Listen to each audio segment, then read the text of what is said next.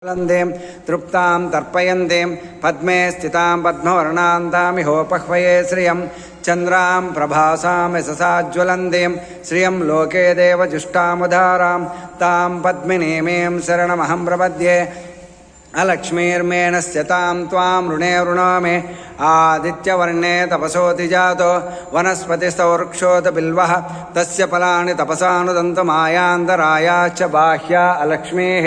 उपैतुमां देवसखः कीर्तिश्च मणिना सह प्रादुर्भूतोऽस्मि राष्ट्रेऽस्मिन् कीर्तिं वृद्धिं ददातु मे क्षुत्पिपासामलां ज्येष्ठाम अलक्ष्मीं नाशयाम्यहम् अबोधमसमृद्धिं च सर्वार्निर्णुद मे गृहात् गन्धद्वारां दुरादर्शां नित्यपुष्टां करेषिणीं